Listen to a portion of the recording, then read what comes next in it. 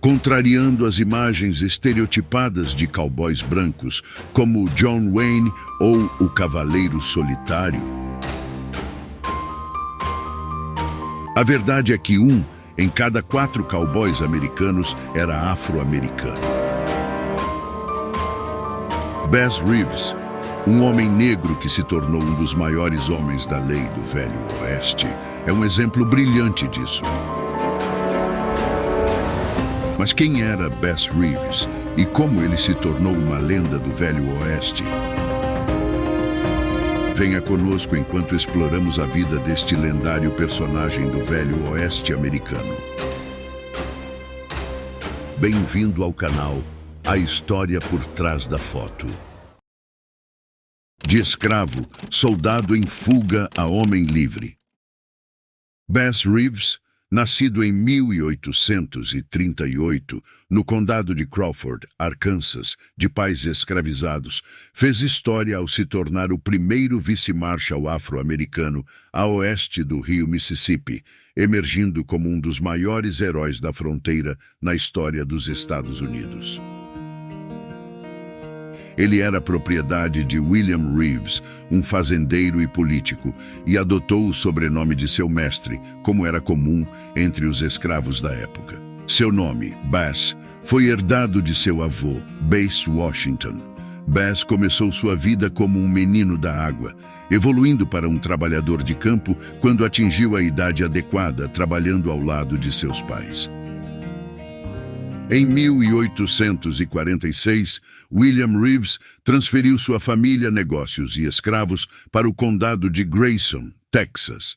Bass, um jovem de 1,88 m, era conhecido por suas boas maneiras e senso de humor. George Reeves, filho de William, mais tarde se tornou seu companheiro pessoal, valete e guarda-costas. Quando a Guerra Civil começou e o Texas se aliou à Confederação, George Reeves foi para a batalha, levando Bass consigo. Durante a Guerra Civil, Bass se separou de Reeves. Alguns dizem que Bass bateu em George após uma disputa em um jogo de cartas. Outros acreditam que Bass fugiu depois de ouvir falar sobre a libertação dos escravos. De qualquer forma, Bass fugiu para o território indígena, Oklahoma, onde viveu com as tribos Seminole, Cherokee e Creek, aprendendo seus costumes, línguas e habilidades de rastreamento.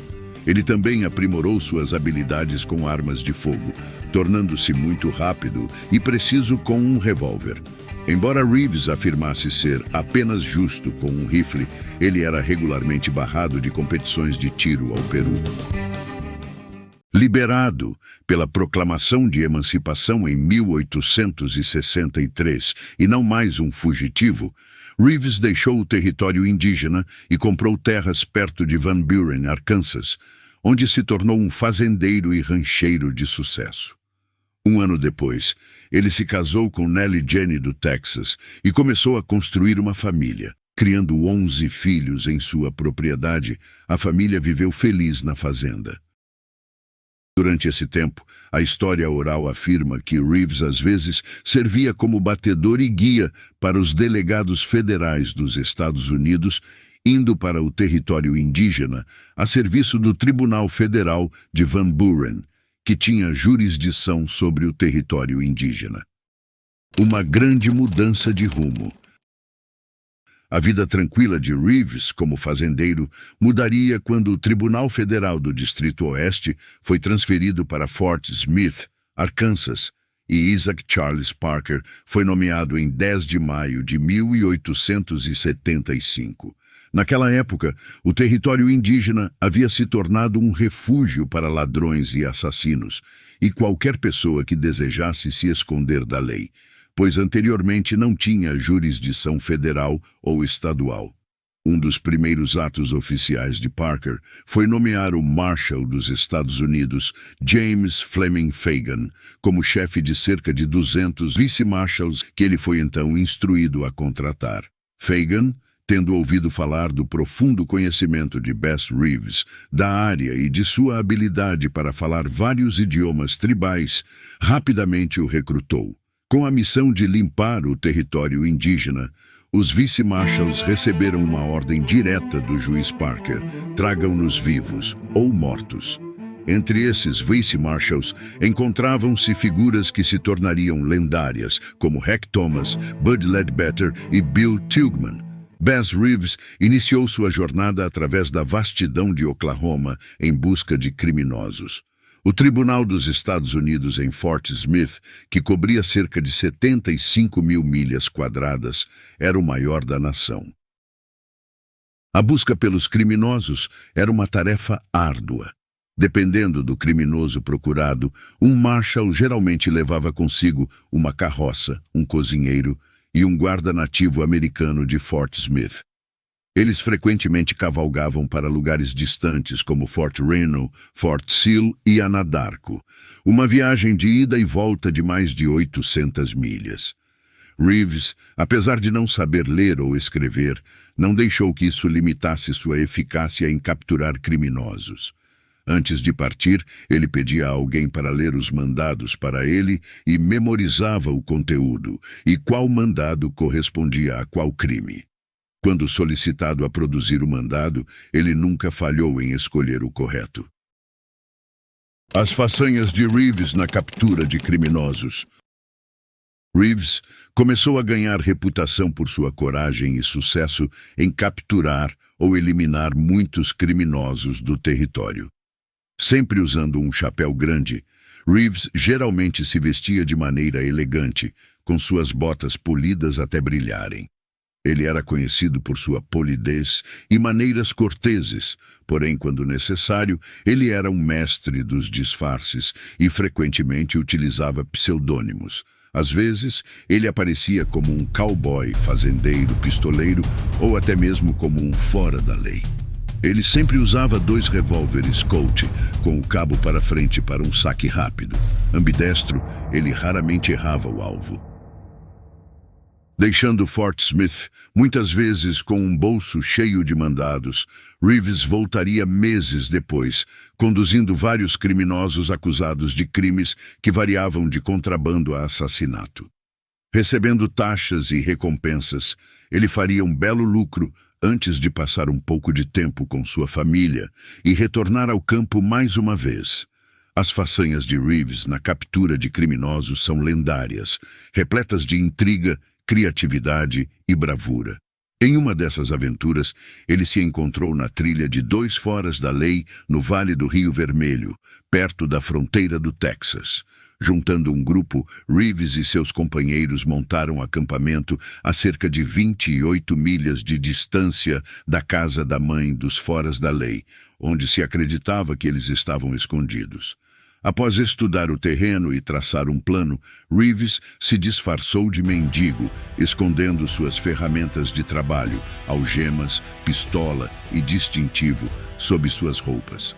Ele partiu a pé, chegando à casa com sapatos velhos, roupas sujas, uma bengala na mão e um chapéu esburacado por 3 balas. Ao chegar à casa, ele contou à mulher que atendeu à porta que seus pés estavam doloridos após ser perseguido por um grupo que havia atirado em seu chapéu. Pedindo algo para comer, ela o convidou para entrar e, enquanto ele se alimentava, ela começou a falar sobre seus 2 filhos fora da lei, sugerindo que eles deveriam se juntar a Reeves. Fingindo estar cansado, ela concordou em deixá-lo descansar um pouco mais. Quando o sol se pôs, Reeves ouviu um apito agudo vindo de além da casa. Pouco depois, a mulher saiu e respondeu com um apito. Em pouco tempo, 2 cavaleiros chegaram à casa, conversando com ela do lado de fora. Os 3 então entraram e ela apresentou seus filhos a Reeves. Depois de discutir seus vários crimes, o trio concordou que se unir seria uma boa ideia. Dormindo no mesmo quarto, Reeves observou o par cuidadosamente enquanto eles adormeciam e, quando estavam roncando profundamente, algemou o par sem acordá-los. Quando a manhã se aproximava, ele acordou os meninos com um chute e os levou para fora da porta. Seguido pelas primeiras 3 milhas por sua mãe, que amaldiçoou Reeves o tempo todo, ele marchou o par por 28 milhas até o acampamento onde os homens do grupo esperavam. Os foras da lei foram entregues às autoridades em poucos dias e Reeves recebeu uma recompensa de $5.000. Um dos momentos mais marcantes na carreira de Reeves foi a captura do famigerado fora da lei Bob Dozier.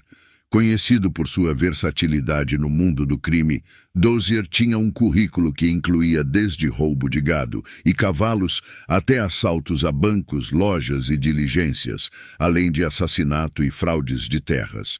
Sua imprevisibilidade tornava-o um alvo difícil, e embora muitos policiais tivessem tentado capturá-lo, apenas Reeves obteve sucesso.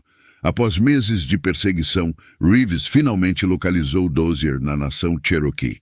Quando Dozier se recusou a se render, Reeves foi forçado a matá-lo em um tiroteio em 20 de dezembro de 1878. Em 1887, Reeves enfrentou uma acusação de assassinato de um cozinheiro da posse. Assim como os muitos foras da lei que ele havia capturado, Reeves foi julgado pelo juiz Isaac Parker. Ele foi defendido pelo procurador dos Estados Unidos, William Henry Harrison Clayton, um colega e amigo. No final, Reeves foi absolvido. Em 1889, após ser designado para Paris, Texas, Reeves partiu em busca da gangue de ladrões de cavalos de Tom Story. Ele se posicionou ao longo da rota conhecida por ser usada pela gangue e surpreendeu Tom Story com um mandado de prisão. O fora da lei entrou em pânico e sacou sua arma, mas Reeves foi mais rápido e o matou. O resto da gangue se dispersou e nunca mais foi ouvido falar.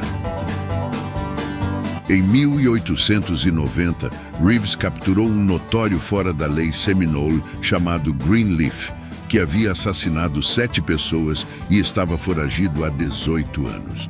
No mesmo ano, Reeves partiu em busca do famoso fora da lei Cherokee Ned Christie. Reeves e sua posse incendiaram a cabana de Christie, mas ele conseguiu escapar. Tragédias familiares e decisões difíceis. Em 1896, a esposa de Reeves faleceu em Fort Smith, e no ano seguinte, ele foi transferido para o Tribunal Federal de Muskogee, no território indígena. Em 1900, ele se casou novamente com uma mulher chamada Winnie Sumter. Embora as histórias das façanhas heróicas de Reeves sejam muitas e variadas, a busca mais difícil para o policial foi a de seu próprio filho em 1902.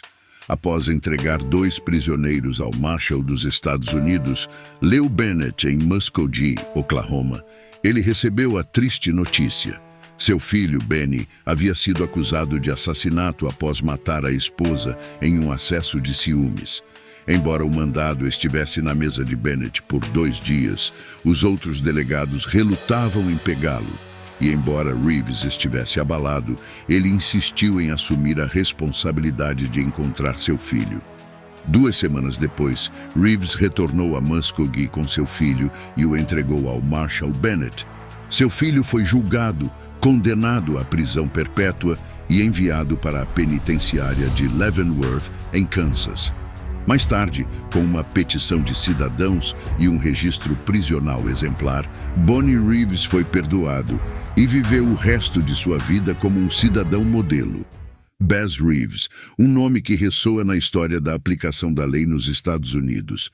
Em 1907, quando as agências estaduais assumiram a responsabilidade pela aplicação da lei, Reeves encerrou seus deveres como vice-marshal. Ele então serviu como patrulheiro no Departamento de Polícia de Muskogee, Oklahoma. Durante seu mandato de 2 anos, a área sob sua supervisão permaneceu livre de crimes. Morte e legado. Infelizmente, a carreira de Reeves foi interrompida pela doença de Bright, que o levou a se aposentar em 1909. Ele faleceu no dia 12 de janeiro de 1910 e foi enterrado no cemitério da agência em Muskogee, Oklahoma. Reeves foi lembrado em seu obituário como um homem absolutamente destemido e sem mestre além do dever. Durante seus 32 anos como vice-marshal dos Estados Unidos, ele se tornou uma figura histórica por ser um dos mais eficazes homens da lei no território indígena. Ele trouxe mais de 3.000 foras da lei à justiça e ajudou a domar o território sem lei. Embora tenha matado cerca de 14 homens durante seu serviço, Reeves sempre manteve que nunca atirou em um homem quando não era necessário fazê-lo no cumprimento de seu dever para salvar sua própria vida. Há quem argumente, incluindo a série de televisão Legends and Lies, de 2015 de Bill O'Reilly, que Bass Reeves foi a inspiração para a clássica série de rádio e televisão The Lone Ranger. Mas essa afirmação é debatida por outros. Reeves também é lembrado por sua bravura ao cruzar a linha de morte, 80 milhas a oeste de Fort Smith. Nessa época, os delegados federais que cruzavam a linha do Missouri, Kansas e Texas colocavam suas vidas em risco. Reeves recebeu vários avisos de foras da lei, mas nunca se intimidou. A vida de Reeves foi retratada em várias produções de mídia. No filme Corsicana, lançado em 2022, Reeves se reúne com seu ex-parceiro e fugitivo Sam Tanner para rastrear uma gangue de assassinos. Além disso, a série Lawman Bass Reeves, que estreou exclusivamente na Paramount em 5 de novembro de 2023, segue a vida e a carreira de Reeves durante o final dos anos de 1800. Em 2024, foi lançado um filme chamado In Search of Bass Reeves, que explora a vida de Reeves desde sua vida como escravo até se tornar um lendário agente da lei. A história de Bass Reeves, lembrando-nos de que a coragem e a determinação podem superar as adversidades mais desafiadoras. Sua vida e legado continuam a ser celebrados, não apenas em livros e filmes, mas também no coração daqueles que valorizam a justiça e a integridade. Bass Reeves, sem dúvida, deixou uma marca na história da aplicação da lei.